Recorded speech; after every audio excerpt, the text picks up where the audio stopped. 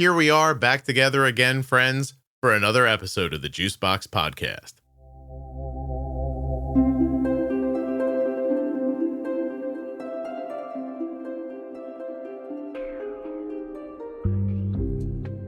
Hi, Jenna. I was diagnosed with type 1 diabetes in 1997. When I created the Defining Diabetes series, I pictured a dictionary in my mind to help you understand key terms that shape type 1 diabetes management. Along with Jenny Smith, who of course is an experienced diabetes educator, we break down concepts like basal, time and range, insulin on board, and much more. This series must have 70 short episodes in it. We have to take the jargon out of the jargon so that you can focus on what really matters, living confidently and staying healthy. You can't do these things if you don't know what they mean. Go get your diabetes defined. Juiceboxpodcast.com, go up in the menu and click on series. Please don't forget that nothing you hear on the Juicebox Podcast should be considered advice, medical or otherwise. Always consult a physician before making any changes to your healthcare plan or becoming bold with insulin. When you think of a CGM and all the good that it brings in your life, is the first thing you think about, I love that I have to change it all the time?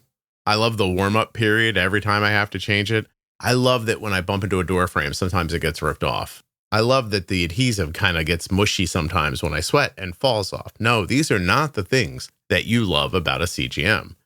Today's episode of the Juicebox Podcast is sponsored by the Eversense 365. The only CGM that you only have to put on once a year. And the only CGM that won't give you any of those problems. The Eversense 365 is the only one-year CGM designed to minimize device frustration. It has exceptional accuracy for 1 year with almost no false alarms from compression lows while you're sleeping. You can manage your diabetes instead of your CGM with the Eversense 365. Learn more and get started today at eversensecgm.com/juicebox. 1 year, one CGM. Summertime is right around the corner, and Omnipod 5 is the only tube-free automated insulin delivery system in the United States. Because it's tube-free, it's also waterproof, and it goes wherever you go. Learn more at my link, omnipod.com/juicebox. That's right, Omnipod is sponsoring this episode of the podcast, and at my link, you can get a free starter kit. Terms and conditions apply. Eligibility may vary. Full terms and conditions can be found at omnipod.com/juicebox. This episode of the Juicebox Podcast is brought to you by my favorite diabetes organization, Touched by Type 1. Please take a moment to learn more about them at touchedbytype1.org on Facebook and Instagram. touchedbytype1.org. Check out their many programs, their annual conference, awareness campaign, their D-Box program, Dancing for Diabetes. They have a dance program for local kids, a golf night, and so much more. touchedbytype1.org. You're looking to help, or you want to see people helping people with type 1? You want touchedbytype1.org. Hi, Jenna.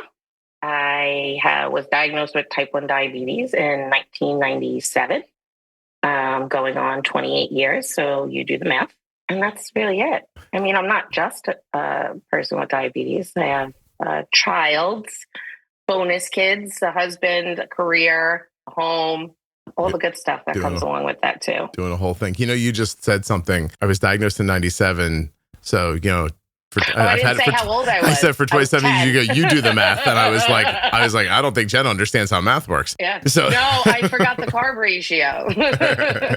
How old are you now? Do the whole equation. I am turning 38 in August, and it will be my 28th anniversary in October. So were you like 11 when you were diagnosed? About 10. I had just turned 10, and then in August, and then in October, I was diagnosed. Wow. So 5th grade. That must have sucked, huh? Of course. Diabetes sucks. I mean, there's no good or bad time. They all suck. Like, I think back a lot, especially with my job. I'm a diabetes educator. I worked with a lot of newly diagnosed or students, you know, going to school with diabetes. And it's like a full circle thing. You know, when it came about and my mother brought me, you know, I was brushing my teeth one morning and threw up in the sink randomly. You know, after the fact, my parents had been in discussions in private after I'm in bed that I don't look good. I look really skinny. Something's going on. So my mom brought me to the doctor. You know, I always used to try and play sick.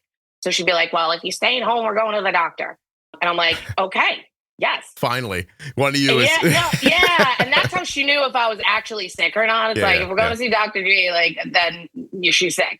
And we're in the office. And because I was 10, I still have a very vivid memory of it. Like, I know Arden was really young when she was diagnosed, right? So and my best friend was 4. Like, there's no real, all your memories are really from people telling you. Sure. Right. And then you make them in your head. But I vividly remember 10's not a young age that you forget certain memories, Yeah. And the doctor did the strep test because I used to always have strep.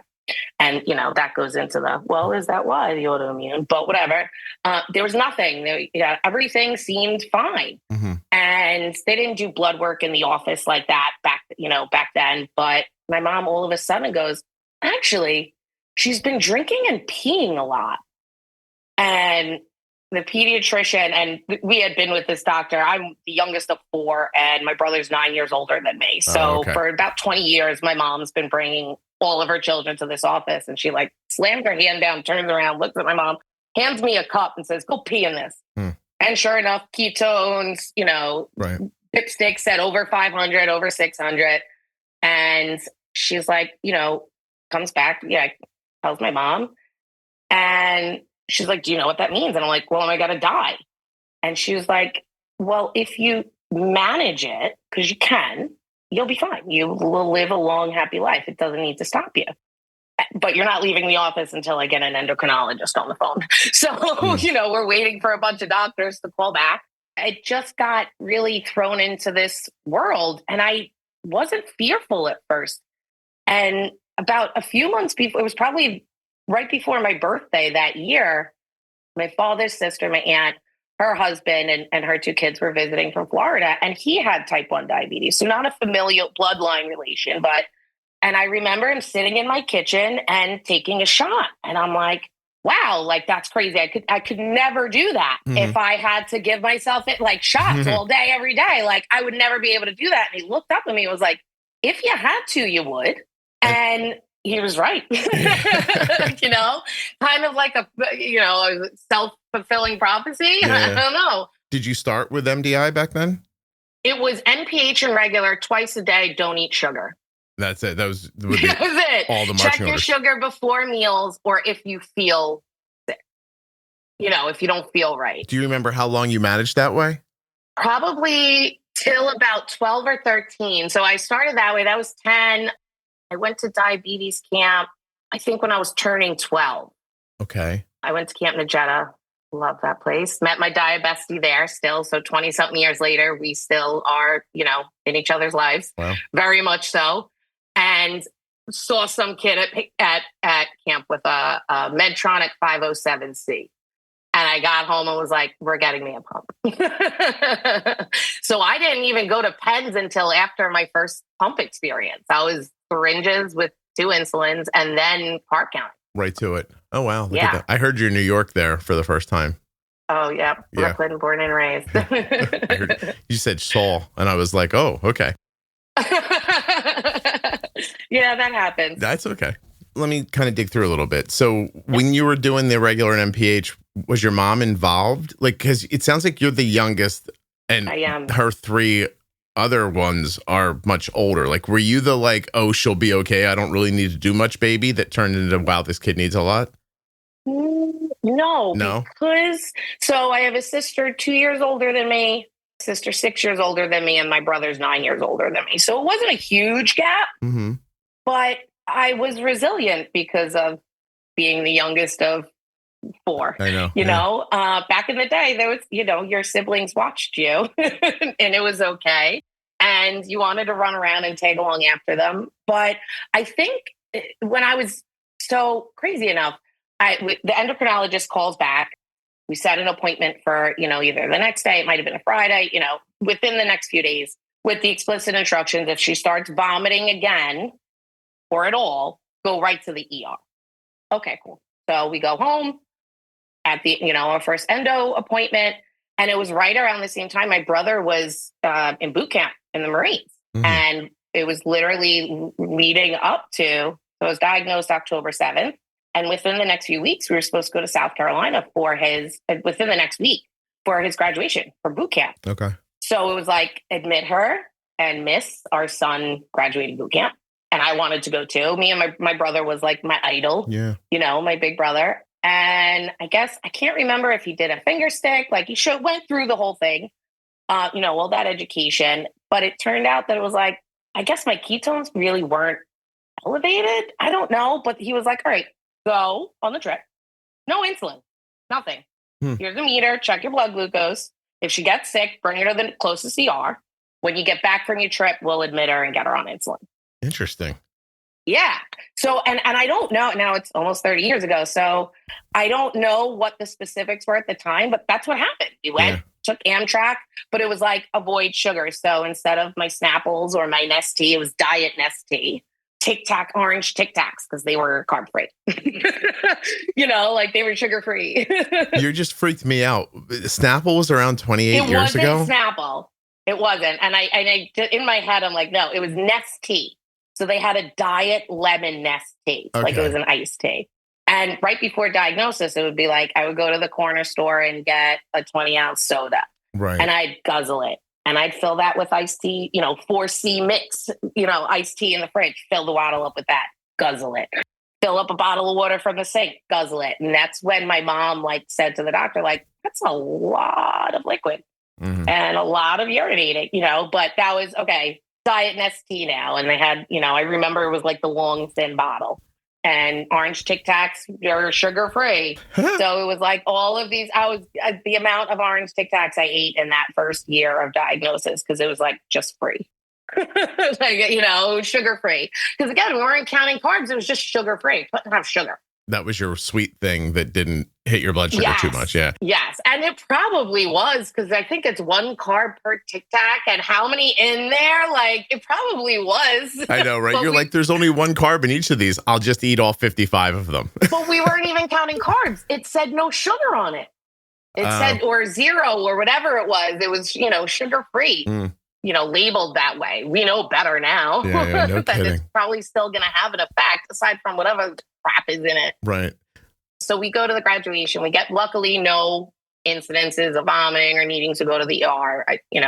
Not even really feeling that ill. And knowing what I know now is because my body was probably used to feeling that way. I have to tell you that I looked, Jenna, because I was really interested, and I was way off on this. And anyway, Snapple was founded in 1972 in Valley Stream, Long Island, New York. Which is about a neighborhood over from me. Right. It started as a natural juice company called Unadulterated Food Products. It was created by Leonard Marsh, Hyman Golden, and Arnold Greenberg. The name Snapple emerged in the early 80s, derived from a carbonated apple soda product called Snappy Apple, and it was among their initial offerings. I only began to know about Snapple, and Jenna, I don't know if you're too young for this or not, but they put a PR campaign together that only went through the Howard Stern show. And that's how I found out about Snapple. Absolutely, Howard. Yes. Yep. My dad did construction, and when he got to his when it was just XM or it was just Sirius, when he originally signed on, my dad and his construction crew were the ones that built his office in the city. Oh, no kidding. That's awesome. Yeah. That's really cool. So I remember the glass bottle Snapple. Yeah. But I only remember them as and like you're saying, Snapple, it wasn't as popular. No. I don't think it was as widely distributed. Well, it was incredibly local, I thought, Northeast. Yes, right. But I think it was more on, I live in Nassau County now, very close to Valley Stream, but I grew up in Brooklyn. Mm-hmm. So it was more like Arizona. Arizona cans are the little grenade juices, or, those are the things we saw in our bodegas or our grocery stores, you know? Yeah.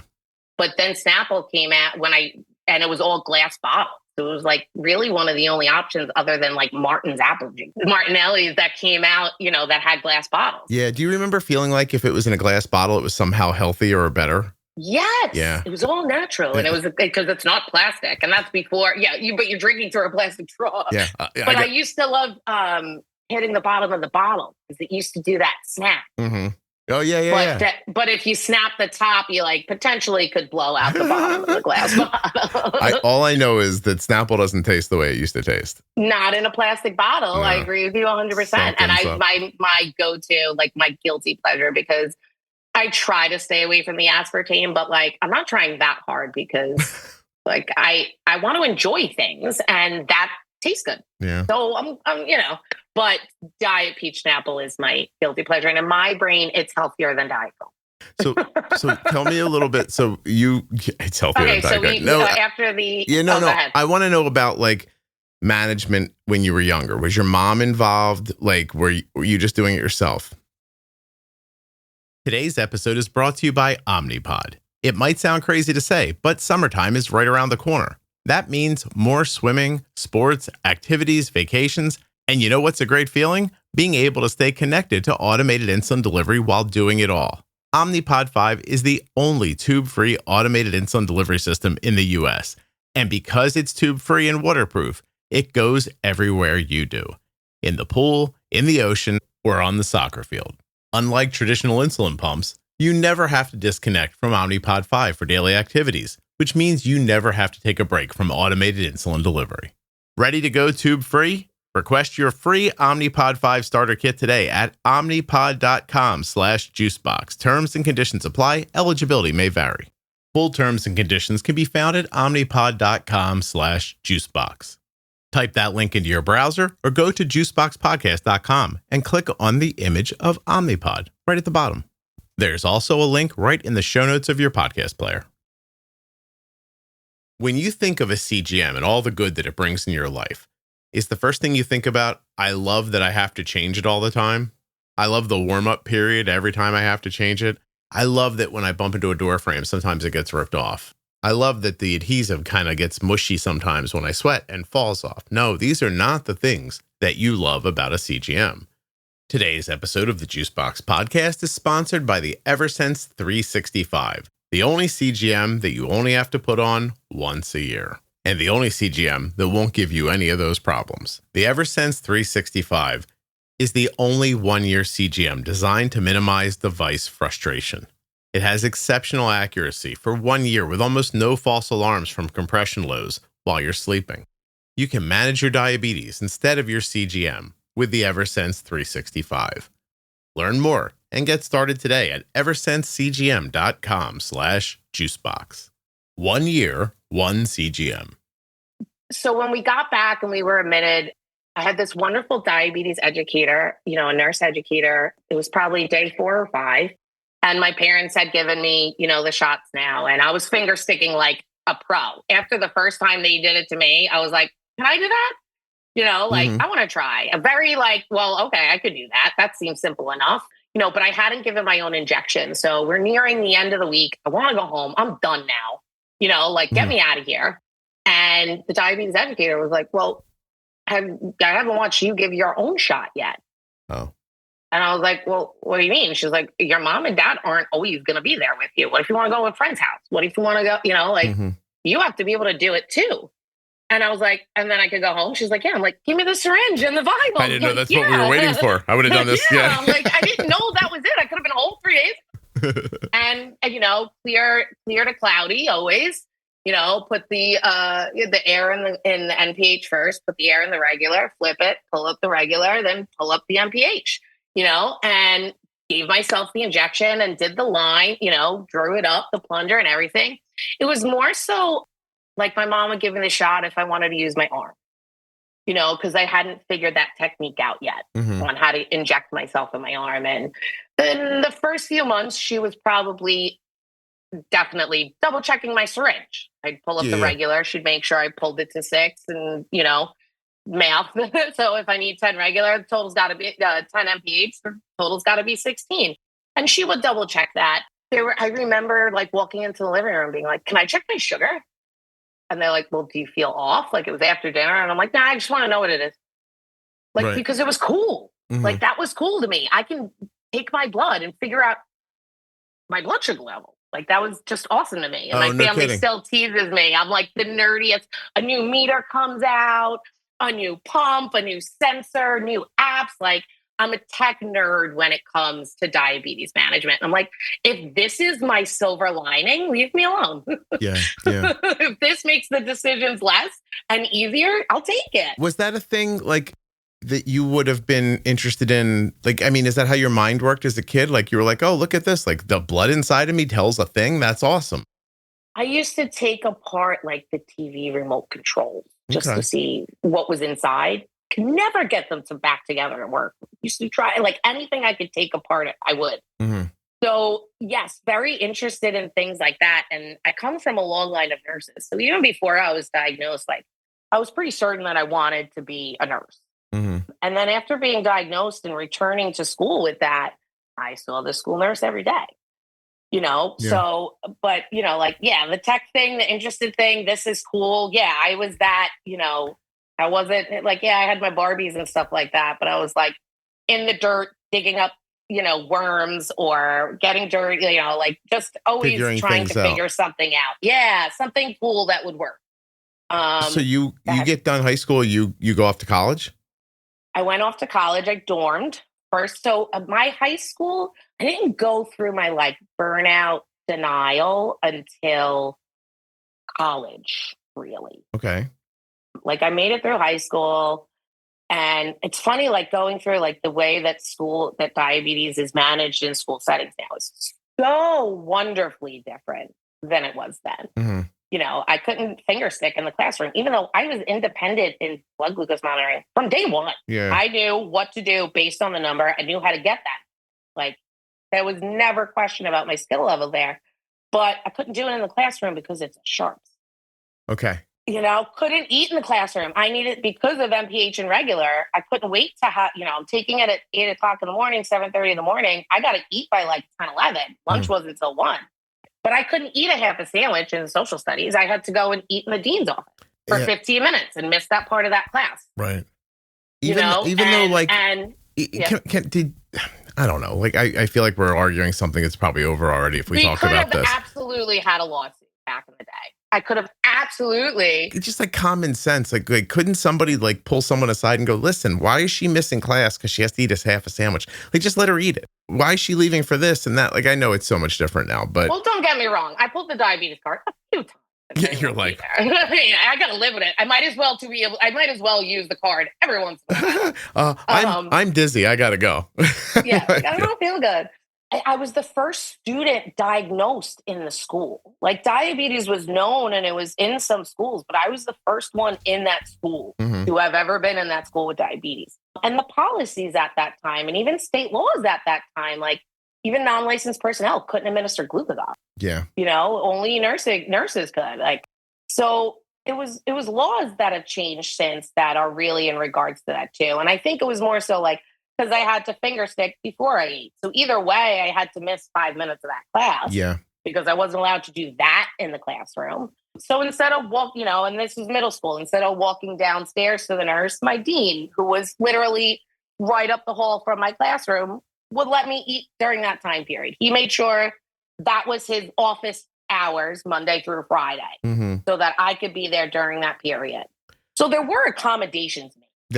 Listen, there was a time, I forget exact, Arden was pretty young, and our governor signed into law that diabetics could use their needles and their pumps and stuff like that in the classroom.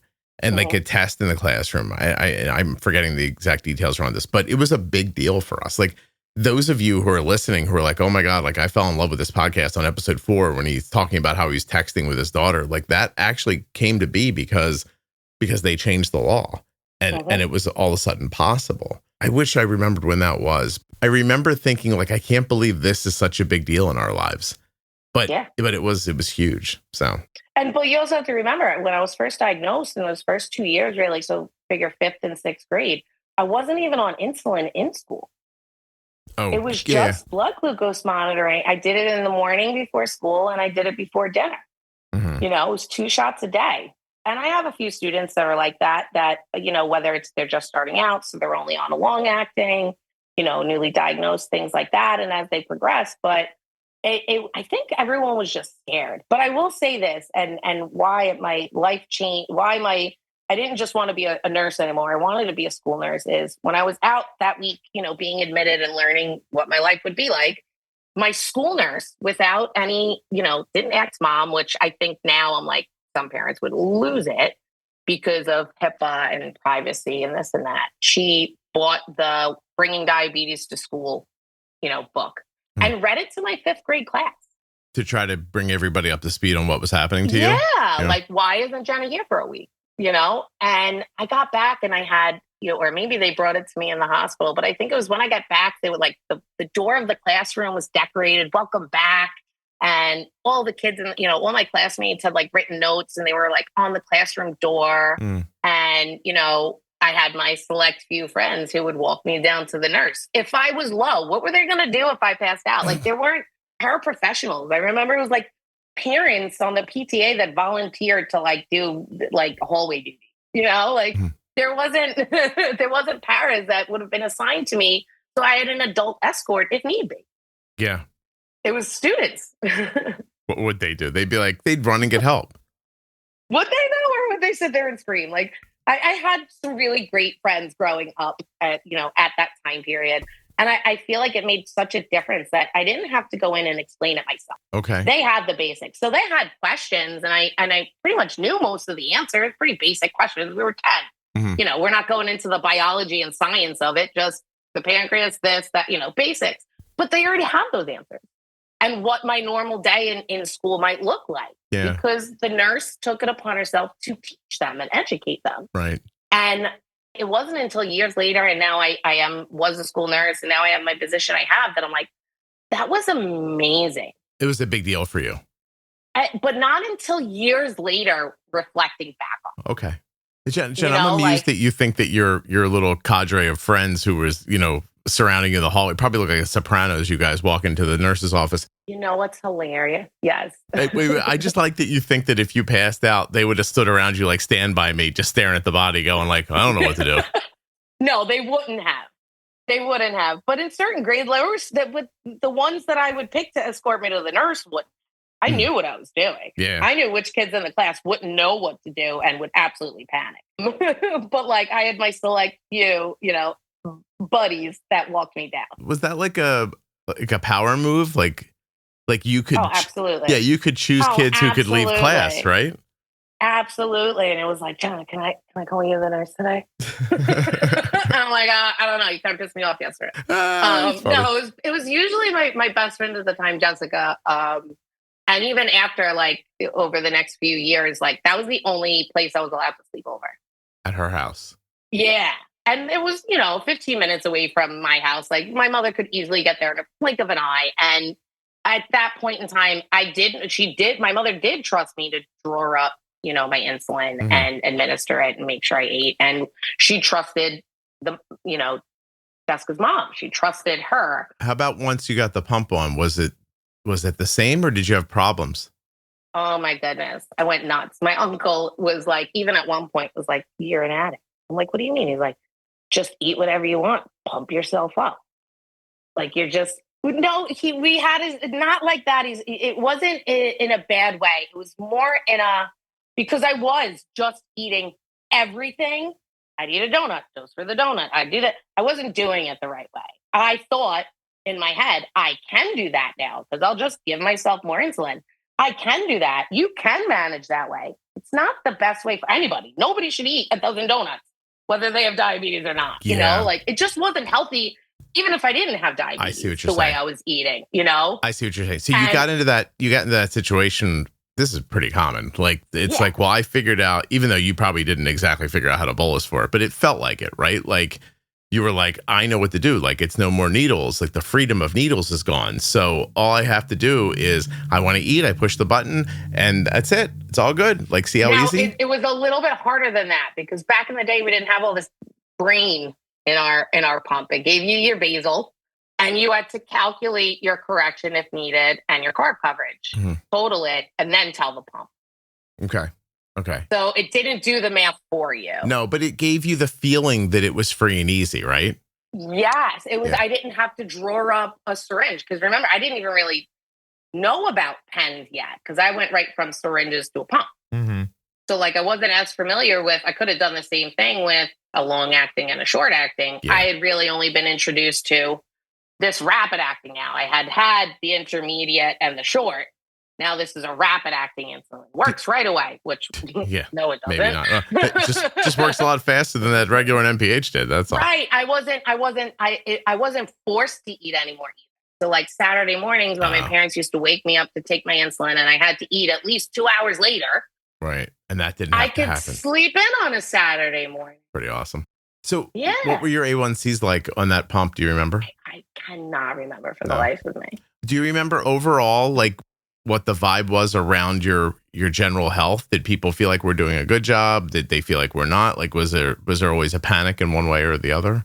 In the beginning, I feel like we were just managing. We were just doing because I feel like it wasn't as much information to obtain.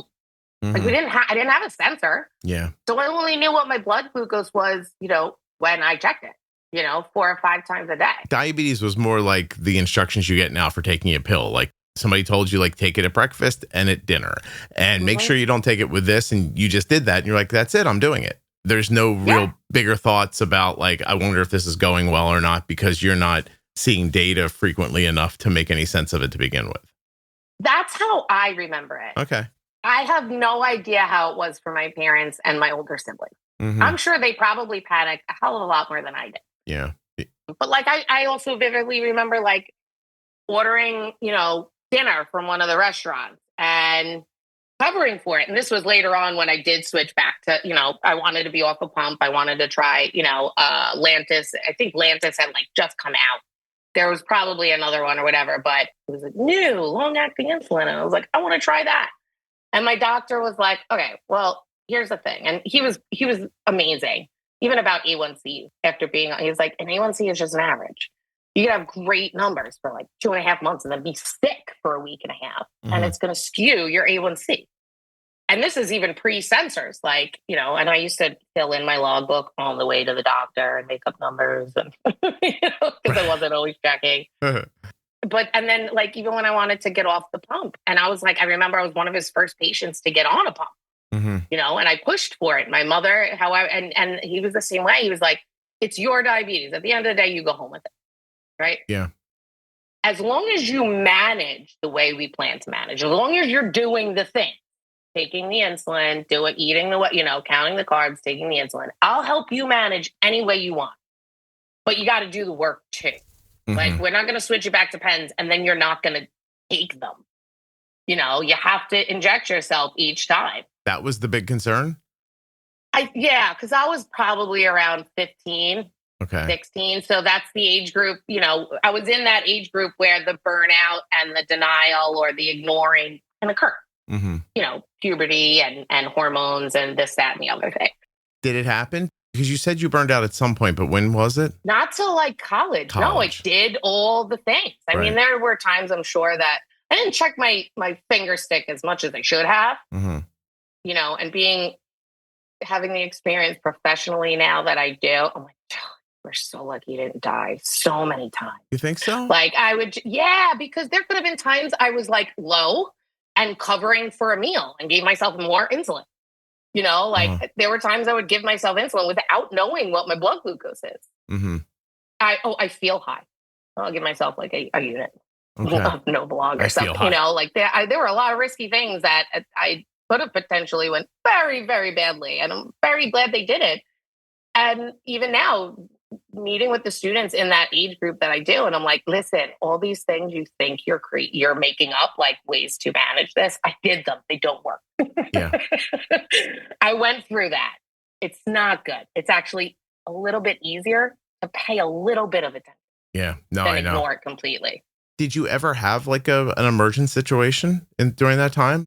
So when we ordered dinner that night, so I gave myself, we figured it usually only takes like 20 minutes to get delivered.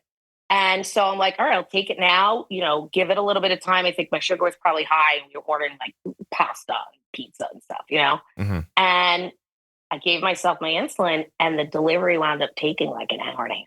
Okay. My parents were calling, where are you? My daughter. And then I worked in pizzerias and you get the phone call from the customer, like, where's my pizza? I'm diabetic. I took my insulin. I'm like, well, you probably should have waited until it was there, knowing because this is happening. Listen, we just make the pizza, okay? And we bring you the pizza. And I want you to know, that the guy who's bringing the pizza to you is not, he doesn't have a master's degree, okay? Like, we're just happy he's here, and we think he stops once in a while to do crack cocaine, but he will bring the pizza to you. Maybe smoke a joint. Maybe smoke a joint. It's probably that. All I'm saying is, like, it's not the well-oiled machine that you think it is over here. Or it's busy. Yeah, or it's right. busy. You're It's just not the really only one. busy. We have 3 drivers, and they each have 5 deliveries they're out on right now.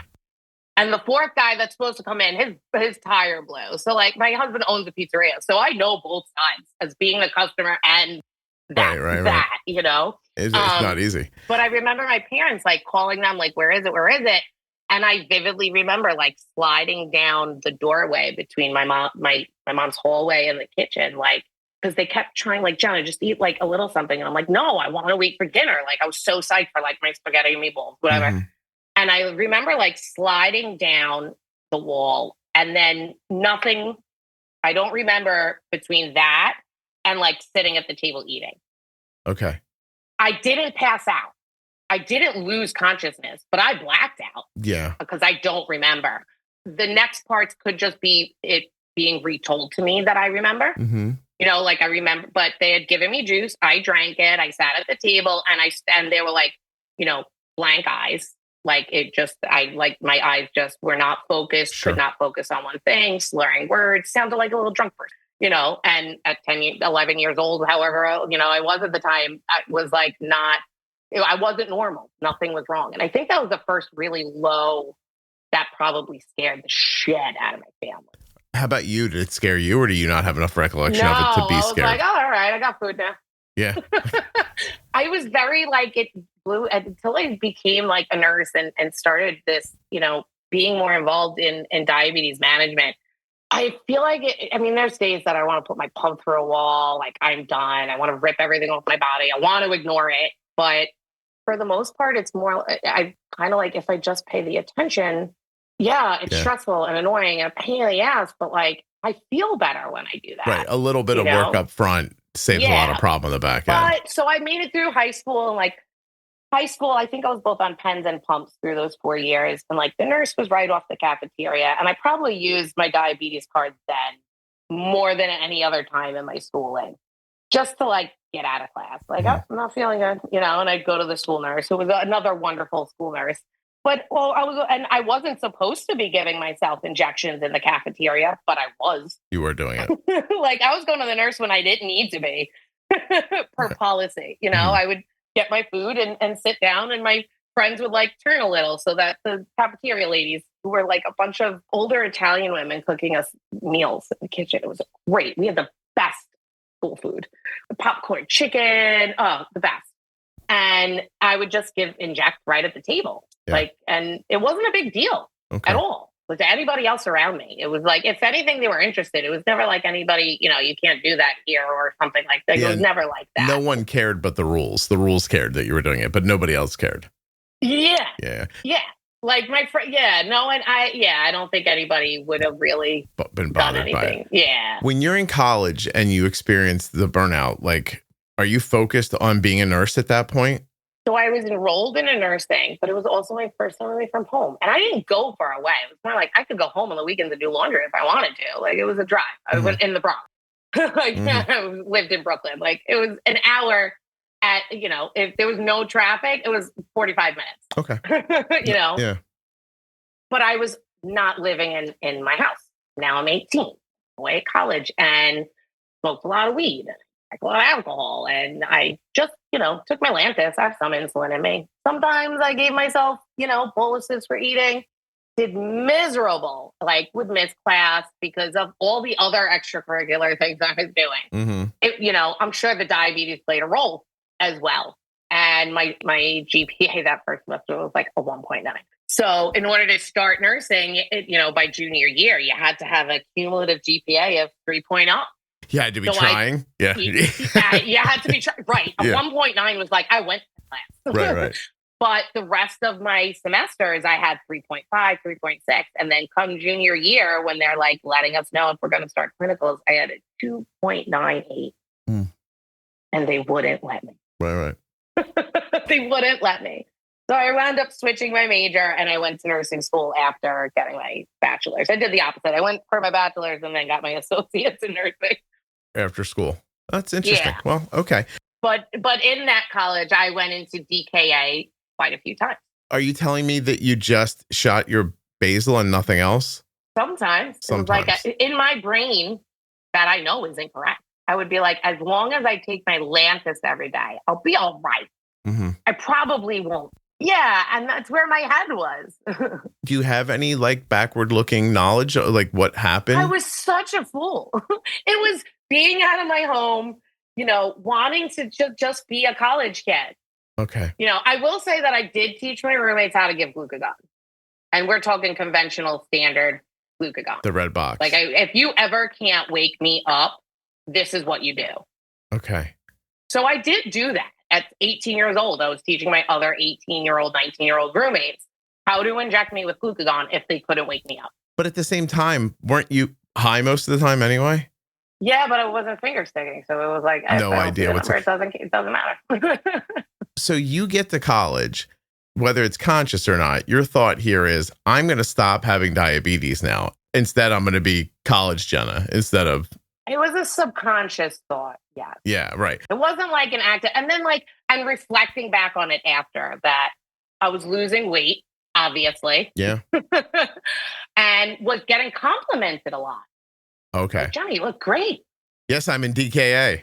Almost. Yeah. And I didn't at the time because all I knew about was like my diabetes. I didn't know like all the other things that can come along with it, just like the complications. You could lose a foot. I had a teacher in my husband had diabetes and he had to have his foot amputated. Like that is not what you tell a 10-year-old. Yeah, but Jenna, so you didn't know any of that by the time you were 18? I did. Oh, okay. But it wasn't in the forefront of my brain because at 18 years old, I'm a selfish human. It's me. Whatever's right in front of me is what's going on. Out of sight, out of mind. So if I didn't check my sugar, it wasn't high. And thinking back now, things could have gone so terribly wrong so many times. Right. Because then I'm drinking too. And if I did happen to take my insulin, I could have went low. Like I know so much more now. Not that I didn't know it, but I consider it and use it and include it in my thinking process. At 18, I wasn't. How old were you when your brain started helping you take care of yourself? I think it was senior year or maybe right after senior year. I was still working up there and one of my friends had an apartment. I had already been in DK a few times. I would have my friend drive me to the ER because I was throwing up and I couldn't stop. And, it maybe happened 2 or 3 times while, through freshman and senior year. And then there was the last time that I was at my friend's apartment. I was alone. She was working. Her roommate was somewhere else or away for the weekend. I was staying there until she got home and I didn't feel good. My sugar was high. I was giving myself insulin to try and bring me down. And then I threw up. And from my history of having DKAs, if I throw up once, it's happening. Yeah. Then I'll throw up every hour, literally on the hour. If I threw up at 11:01, at 12:01, I'm in the bathroom again, throwing up. Okay. I threw up. I called my mom and she's like, Jenna, call an ambulance. And I'm like, okay. Call the ambulance. I get in. And it's other occasions when I've had to go in it, as soon as I'm in the ER, I'll fall asleep. Not coma or unconsciousness, but my body, the adrenaline keeping me awake to save myself is done. I'm in medical professional hands. I'm going to sleep now. I'm tired. So they had admitted me for that one. And the next morning I wake up and my mom's sitting in the chair next to me and she looks at me and she's like, Jenna, I'm just so tired. And I was like, you know what, Mom? I am too. I was tired of my mom having to drive from Brooklyn to the Bronx to find her daughter in a hospital because she almost died. Yeah. Because it wasn't the first time. And it's not fair to her. And again, out of sight, out of mind, I wouldn't call her for days because I'm at school. Of course I'm alive. But I have diabetes. So my mom's at home going, maybe, maybe. Yeah. Did she wake up this morning? Did her friends wake her up? Did she eat? Did she not eat? as a parent now, I'm like, wow, I am such a dick. I really am such a dick. She's tired of like sitting worrying. there worrying all the time. Yeah. And then finding me in a hospital. Yes. Yeah. So she's trying to tell you, like, Jenna, I need you to take care of yourself. It's killing me. Yeah. And it's probably killing you too. Yeah. But does she say that? My mom is such a strong freaking woman. Like, it's just insanity. The things this woman has done and continues to do for her children or grandchildren, challenges she's faced. She's awesome. Mm-hmm. And I could just tell, like, just the way she said it, because she never asked really for anything. Okay. And she never said she's tired and never said, like, it was always just mom mom handled it. Mom dealt with it. Mom, sure, there was a lot of behind the scenes I didn't know, but just the look in her face. So, like, listen, before we started, because we have about 15 minutes left. Like, before we started, you were like, hey, look, I have ADHD. Yeah. And you're like, and I'm going to go all over the place. You listen to the podcast, right? So yeah, I love a conversation like this once in a while. I have no trouble with it at all. But I'm very worried we're not going to get to the part where you're a school nurse. Okay. Yeah. Like, so we're going to fast forward. Like, we're just going to go. And now, like, you're out of school. You decided to keep yourself alive. Well, there were other things involved too. Instead of being really high, I was still drinking and going really low. But we'll cover those and I'll come back. Oh my God. How is that? Yeah. Like, I don't know how people. Yeah. The side quest, right? I became a nurse in 2012, did a lot of private duty, dabbled in pharmaceuticals, as a pharmaceutical rep, hated it, went and worked as a medical assistant for a pediatrician because I need that bedside, became a home healthcare nurse, and then got knocked up and had a baby and went into like postpartum anxiety. I just couldn't not that I didn't want to work. That job, it was like I spent more time documenting than I did actually with the patients. And it just was not good for me anymore. And had a breakdown. And my husband's like, well, quit. Like, it's more important for me, for you to be happy and healthy and sane for our son than to work. Like, we're lucky enough that he, it would have been tight, but it's okay if that paycheck wasn't coming in from my end. We would have been, it wouldn't have put us, out on the street. And I'm like, all right, but I don't feel good about not having a lineup. So I had called my brother's friend's mom, who I had interviewed with right out of school, and was like, hey, I got to quit my job because of anxiety, gave her the rundown. I'm like, are you guys hiring? And she's like, funny enough, we have a hiring event going on tomorrow. Print out your resume and come on in. And I did. And I interviewed and I got the job to be a school nurse. How long ago is this now?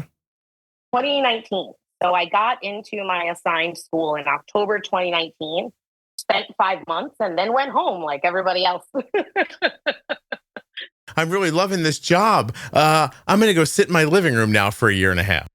Well, actually, yeah. Well, because I worked for a large agency, government agency.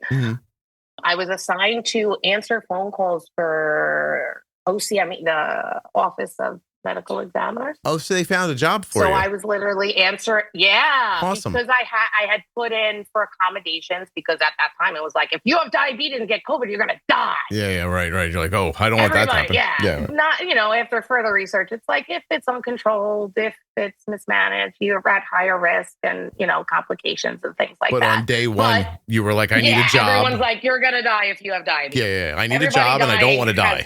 Yeah, right. So they gave me accommodations to work from home, whereas a lot of other staff went and did testing areas, hospital backup, they sorted you out. I couldn't go in the field, so I got this accommodation. But I was answering phones for people looking for their family members because they had been in the hospital, they passed. They're not there in the morgue. Where are they? Because there was so much chaos. I was trying to be a school nurse, not this. Oh, it was crazy. Yeah. It was crazy at that time. Sad? It really messed with me mentally. Calling, they get the date of birth and they're my age. Yeah, you have to tell people on the phone, like, hey, I found your aunt or whatever. She died in this hospital. This is where they were sent to. And then there was like scandals with, ventilator stuff. Ones not being handled correctly. Their bodies. Yeah, and we were like, sent a mass email. If you get a phone call regarding this, one parlor, take their information and let the supervisor know. Because again, we don't work for them. We don't know the usual drill. We have like a script Yeah, of sure. what to do. But if a call for this place comes in, do not say a word because of everything that was going on. So it really with my head a lot at that time, especially with everything else going on. Fast forward September, we go back into the school. And then December, this job posting comes up for diabetes nurse educator to basically help case manage students with diabetes in school, help, train school staff members, train nurses. And I applied and I got it. And it's like a full fucking circle job. I can meet newly diagnosed students and their families. And a lot of the parents, I would say, I'm like, just want to make sure somebody has already told you, like, there's nothing you did or didn't do that caused this, right? And I've had parents go, yeah, I worked through that already. And then I've had parents just completely break down. Yeah. Like, nobody told them that yet. They're still sitting there with the guilt that they caused their child to have diabetes. And it's like, no, you didn't stuff their mouth with spoonfuls of sugar. That wouldn't have caused it anyway. Yeah, no, you didn't put, and we're in there. And look, I'm an adult with a beautiful career and a family and a home, and I manage my diabetes. It sucks and it's hard. And it's not that it gets easier. It just becomes like breathing, second nature, And I get to share that with them and say, like, hey, your little kid is going to still grow up and be a living adult with a life. Yeah. Like, it's going to be okay. In the flesh. Look, hi, I'm a little crazy, but I was that way before. Yeah. And you didn't do this to them is a big relief for them. Yeah, absolutely. And even like finding you, like I had heard about the podcast, from just things I read and online. It was probably 2 years ago. A student was newly diagnosed. They went for the 504 meeting and did that with mom and was like, Mom, it's not. She's like, no, I know I've heard that, but like it was a lot because now whole world is different. In blink of an eye, your whole world and everything you knew is like, funny, here's diabetes, good luck. And we hit it off. And I think the next time we got together or for a school visit, she was like on top of things. Like we had discussed pump options and I'm biased. I use the Mobi. I love Tandem all day. But I see the usefulness of Omnipods for wanting tubeless, and you can get great results with Omnipod. I tried. It didn't work. I have better control with t:slim, but I see people with better A1C, again, I hate the A1C, but better time and range than I am on an Omnipod. I'm like, great, it works for you. Yeah. And gave her everything I know about each one. Here, look up this one, look up this one, look up this one. And she was like, have you listened to the Juicebox podcast? And I'm like, I haven't. I've heard of it. I haven't really gotten into it. And she was like, there's a Facebook group. So that's where it started. And I joined the Facebook group. So when I told her I was going to be on, she was like, oh, that's awesome. She would tell me all the time. She's like, you and Scott would be so hilarious together. Oh, Jenna, you didn't let me talk, but I think I would have been funny for sure. Yeah. Absolutely. Next time. I could go on for hours. So, and that's, I get to bring that to, and even school staff members, like, trading in glucagon, helping them, student specific. Because diabetes is textbook in the textbook, but once it's out of the textbook, it's individual. Like your symptoms may not be mine. My time, when insulin works, everything is individual. And then for that individual can change in 24 hours. Yeah. So being able to teach that and educate is like full circle because the very first person was the nurse that taught my classmates. Yeah. You feel really good about what you're doing. You had to go through a number of jobs to get to something that you enjoyed, but that's awesome. Oh, I love it. How many people do you think you talked to in the course of a week? I mean, over spring break, I was notified, and I had been working remotely, working on a training for 504 coordinators, so that they can have a better understanding of the template we use for students with diabetes. Because it's just, there's a gap. So we try and fill those gaps for sure.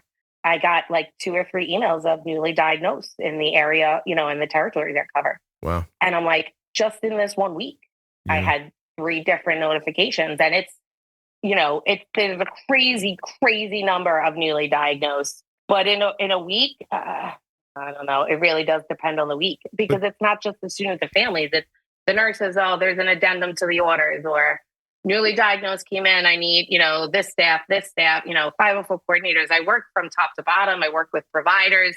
If there's, a trend going on at school for a kid, I'll assist the nurse in reaching out to the provider to say, hey, look, every Wednesday they have lunch before, they have gym before lunch, and they're still dropping after lunch. So it's a big job that's both administrative and people oriented, and you're doing a lot of different things. Like, It's not just talking to people. It's not just pushing paperwork. Like you're setting up processes. Right. Yeah. It's a lot there. Do you find that fulfilling, being able to do a bunch of different things? Yeah, I get the, I am a data person too, though. So like, I love Excel spreadsheets and I love the forms and trying my best to be organized, but I have like 5 different ways to be organized and none of them work together. So it's like trying to figure that out.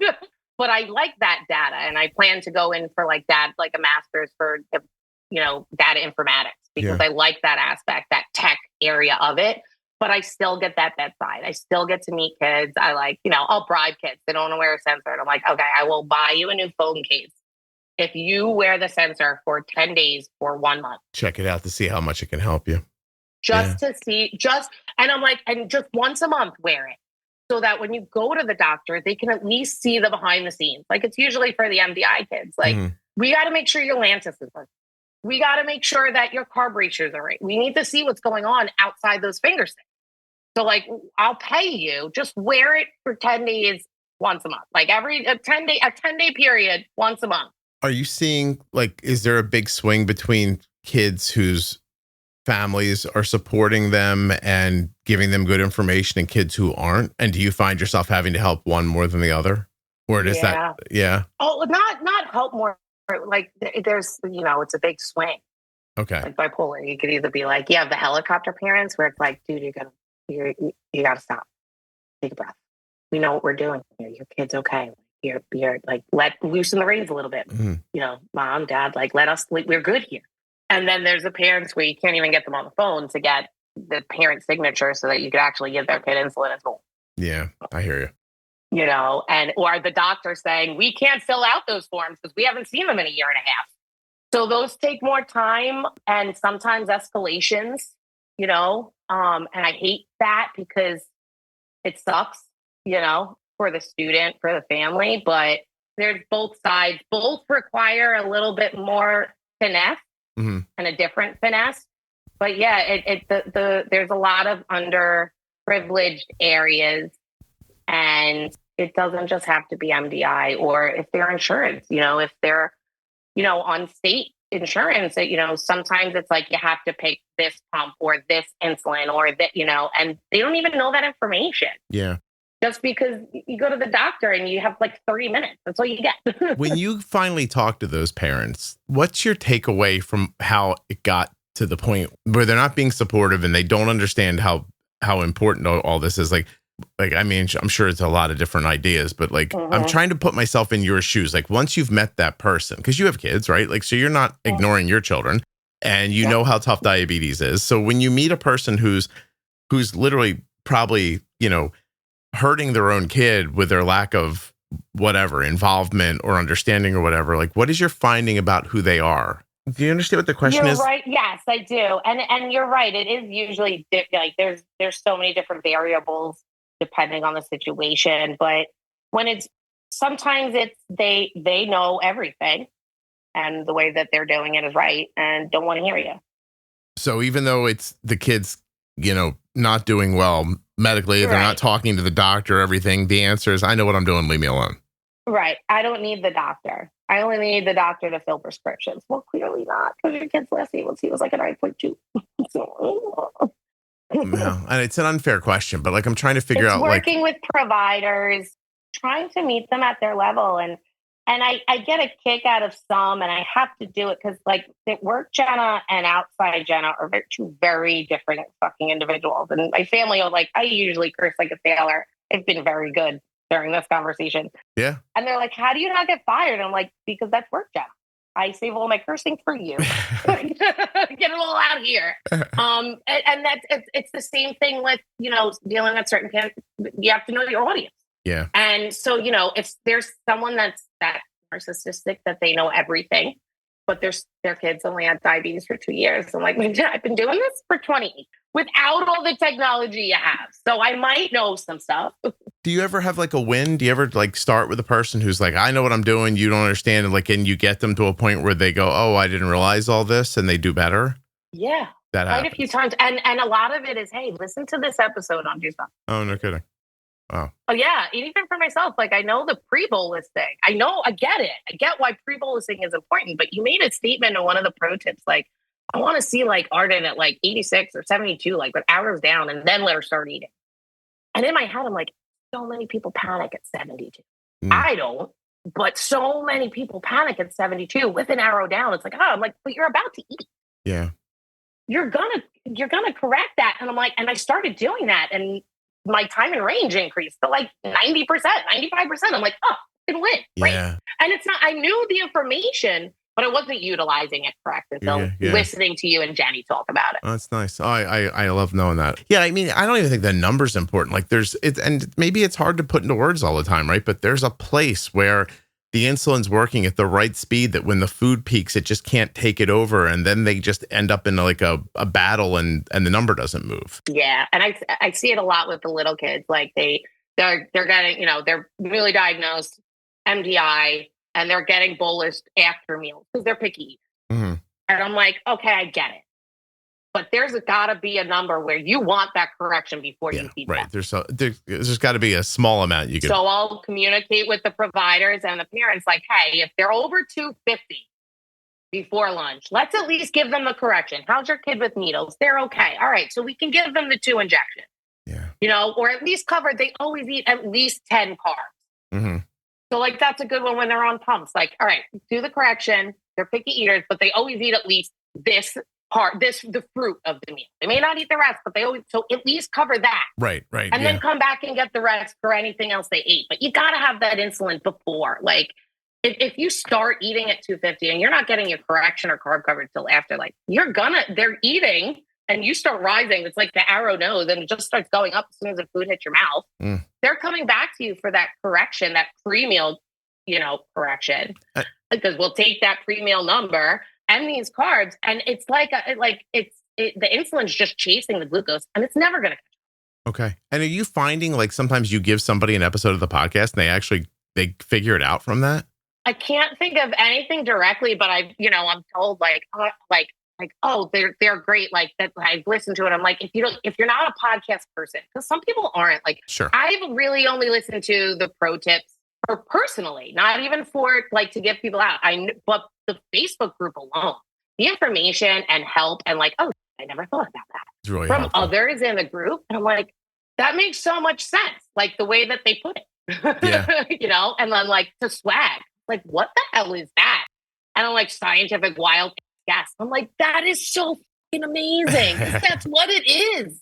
Wow. That's what it is. And like, I told my whole team and they're like, that's hilarious. Awesome. That's, it's so great working. I've had some jobs that suck with managers or supervisors that don't get the diabetes. They think I'm using it as an excuse, but I'll like text my team and be like, hey guys, taking the day off, like was high all night, had a bent cannula, woke up at 400 this morning, like feeling like they're like, do a correction, make sure you change your site. Did you check your ketones? Like so supportive and know the information that they're spitting at me. I'm like, yes, I did it. Yes, we're good. Okay. And they'll check in on me through the day. How you feeling? Don't forget water, and it's so awesome. Like I don't have to explain to them. They don't because they're educators too. That is really great. Like I love that it works that way for people. It really is wonderful. I had a manager one time, like leave me a voicemail. I had like a really bad low in the morning. And didn't show up to work, which rightly so. That's a move as an employee.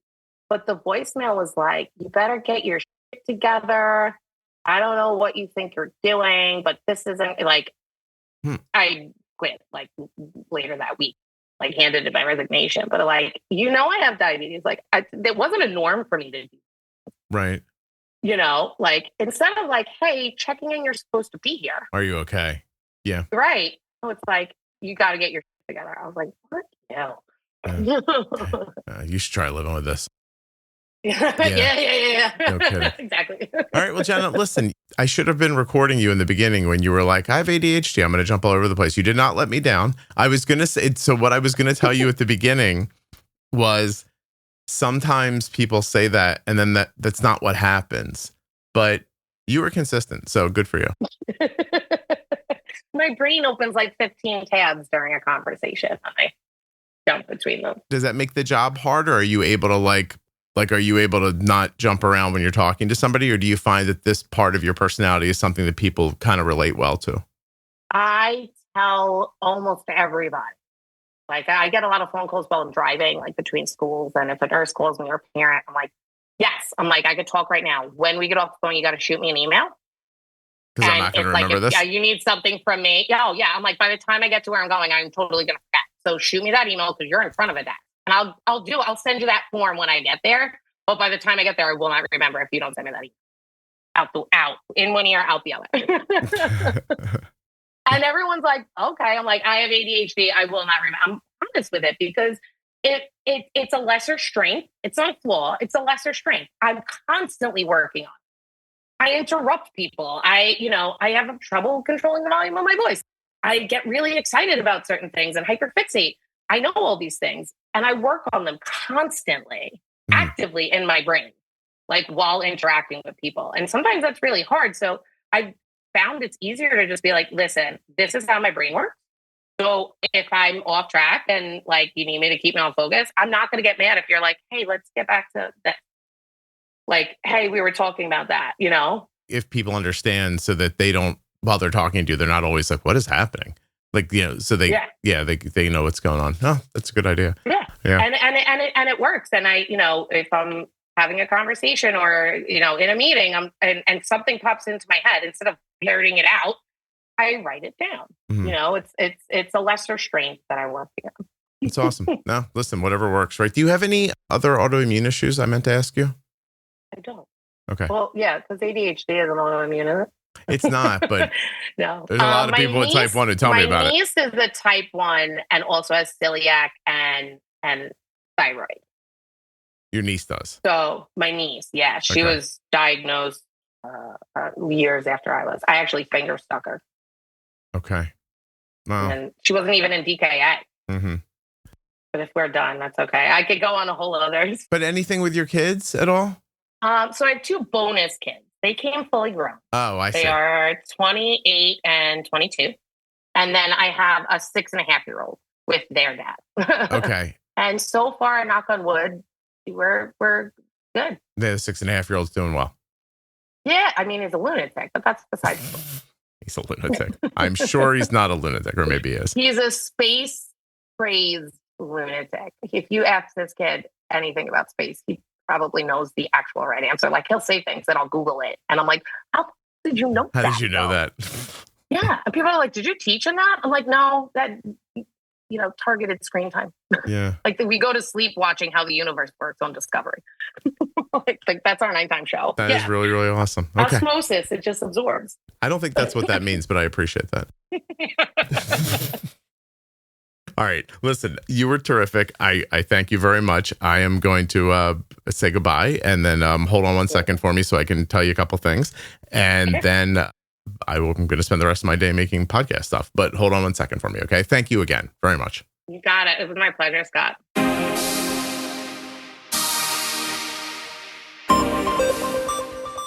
Touched by Type 1 sponsored this episode of the Juicebox Podcast. Check them out at touchedbytype1.org on Instagram and Facebook. Give them a follow. Go check out what they're doing. They are helping people with type 1 diabetes in ways you just can't imagine.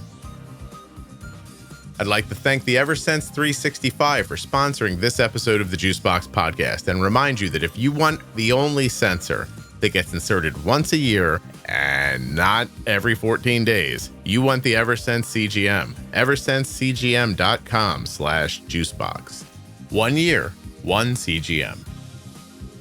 Summertime is right around the corner, and Omnipod 5 is the only tube-free automated insulin delivery system in the United States. Because it's tube-free, it's also waterproof, and it goes wherever you go.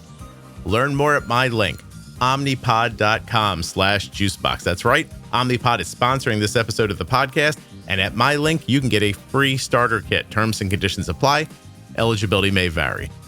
Full terms and conditions can be found at omnipod.com/juicebox.